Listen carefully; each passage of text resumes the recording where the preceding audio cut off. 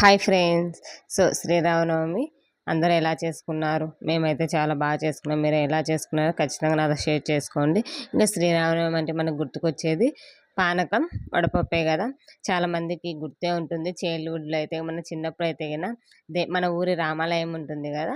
అక్కడైతే గిన ఈ వడపప్పు, ఈ పానకం కోసం అయితే గ్లాసులు తీసుకొని మరీ ఎళ్ళేవాళ్ళమనమాట. సో, అవే గుర్తుకొస్తాయి నాకైతే. ఇంకా మనమొచ్చేసి శ్రీరామనవమి అంటే ఖచ్చితంగా వడపప్పు, పానకం, బెల్లమన్నం అయితే కంపల్సరీగా చేసుకుంటామండి మేమైతే గన. ఇంకా ఇందుకోసం అయితే గన పెసరపప్పు మార్నింగ్ స్నానం చేసేసి నానబెట్టేసుకున్నా. అలాగే బెల్లమన్నం చేశాను. ఇంకా మన ఫుల్ బ్లాగ్ వచ్చేసి అప్‌లోడ్ చేస్తాను. ప్లస్ అంతవరకు ఒక షార్ట్ మీతో షేర్ చేసుకుందామని షార్ట్ అయితే ప్రిపేర్ చేశాను.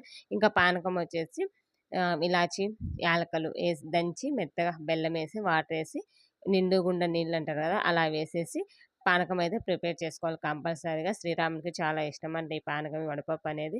మీరెలా చేసుకున్నారో కామెంట్ చేయండి ఫ్రెండ్స్.